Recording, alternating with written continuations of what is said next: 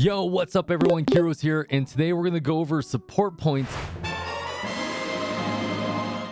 because apparently a lot of people are sleeping on your daily limits, your weekly limits, and getting all the resources you need from support points. And yes, they do matter, from money to joint chips and all that goodness. So we're going to review that today. Before we get started, hit that like and subscribe. Go check out our Tower of Fantasy playlist, and let's get started.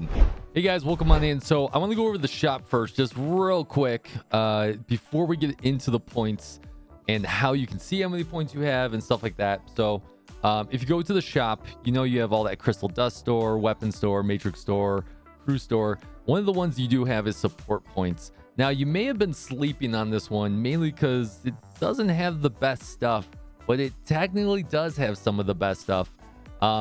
A lot of people are having trouble with gold right now, especially if you don't have the battle pass. So we're moving on to week 3 as of right now. So if you have not been able to buy out the gold, for example, you've essentially missed out on almost 150,000 gold, because you could buy out 50 of these and it comes out to 50,000. That would help you go a very long way, especially as a free to play. Now, another one that's very important are these joint supply chips.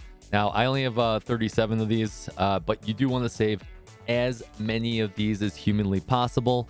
As we progress into level 60, I'm not going to be doing joint supply until level 60, if you've seen any of my other videos.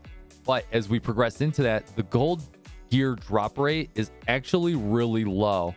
Now, I don't have those exact numbers. I only have the numbers from the Chinese version, but I know that like it's a very low amount. I think it's like anywhere between like 2 to 10%.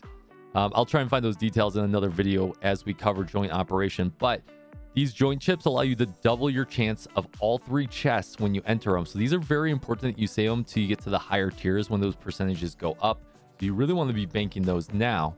Now, what's really interesting is that you're gonna be like, oh, but the rest of this is kind of like, yeah, whatever it is, right? Well, you can keep banking your points now.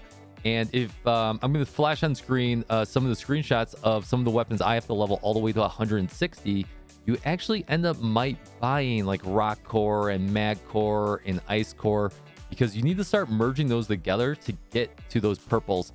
Now, there's other ways to get them, but this is really just to help supplement getting those materials a little bit faster.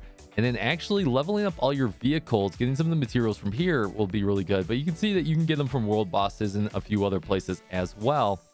But you need so many materials when leveling up a vehicle, because a lot of these vehicles go all the way up to I think it's 100. I think that's the highest they go to is 100. Correct me in the comments down below. But you have all those different skins that you have. I need to switch over to my Chinese account in order to do that. But if you've seen my pony farming guide, you can see that there's a lot of different colors you can choose. And most of them you don't unlock all of them until like level 75 plus. So you're going to need to level these up. And why is it important that you level up every vehicle? Is that you get black crystals from doing that. So if you level up every single vehicle, you're going to get yourself a lot more black crystals for gaining more summons and stuff like that. So, all right, talking about support points real quick. You do have this energy in the top right hand corner on over 180, and everyone's been doing it, right? You've either been doing dimension trials, interstellar, whatever. It doesn't matter what you've been doing. And there's actually activities you can do that don't actually take resources as well. But if you are going to try and get support points, you need to make sure that your energy is under 30, and then you need to do any activity. And most activities are going to give you about 150, with the exception being if you go do Frontier Clash without having a charge. Now, I'm flashing that on screen right now. I was able to get 200 support points. I want to make this very clear. Frontier Clash is getting a lot harder. Please do not be that person that jumps into Frontier Clash and AFKs in the corner when someone else is using their charge to try and get 5 chests, because that's super important, especially when gold gear hits this at level 50. So, word to the wise of people out there, you may want to start looking at custom groups in chat and building an actual team, because if you zone into matchmaking, there's a lot of people that are just cheesing support points by zoning in and not doing anything, and it's going to hurt your progress. So be very careful with that one, please. And then going back here, you can't do void risk. Now, void risk, you could probably sign up for matchmaking, and you can help people get that down. A quick little plug: if you are having trouble with Void Rifts or Frontier Clash and you're on Solaris, we do I do carries for this every single week, probably multiple times a week. So if you need my help, you come to stream, we'll get you taken care of, we'll get you into a group. But my favorite things to do are Dimension Trials level 1, because they're very quick to do. They literally take like 2 minutes, maybe at most. You can pretty much auto it. Big tip! Why Dimension Trials level 1 is the best one to get support points. All right, engage the auto.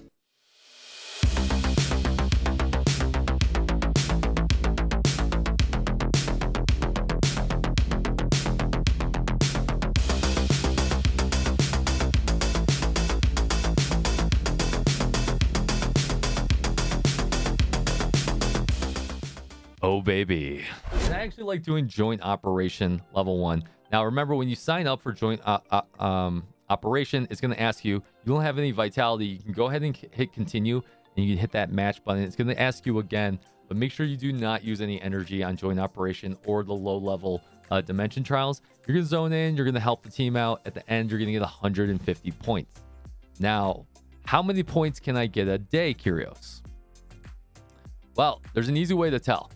If you go to the right-hand side, I went to the wrong one. If you go to the right-hand side and you hit create team, you don't have to actually make a team. You can disband this or whatever afterwards. You can actually click this right here and it'll tell you what your daily cap is of support points. Now you get about 1,500 a day, which comes out to what, 10,000 something a week. So that's a lot of support points that you're probably sleeping on. A lot of vehicle upgrade points, a lot of summons, a lot of money, a lot of those joint operation chips. So make sure you are hitting this daily cap to the best of your ability every single day. It's going to help you out. It's going to help you get more money. It's going to help you out get a bunch of other stuff. And that's all I really got. This was a very short and sweet video. I hope that just brings light that you need to be focusing on your support points every day if you can. Obviously, if you miss a day or two here and there, that's not a big problem. But if you're missing it by week, and you're especially not getting that money, that's why you're probably struggling on money and a few other things. Also, you're probably struggling on that, as my last final tip is that if you are leveling up every single weapon that you have, every SSR weapon, that's a waste. You should really be only leveling up 3, maybe 4 weapons, with your shield breaking one being the one that you alternate, so you can save yourself some money. Anyways, guys, take it easy. Once again, hit that like and subscribe. I do appreciate you. And fist bump from me to you.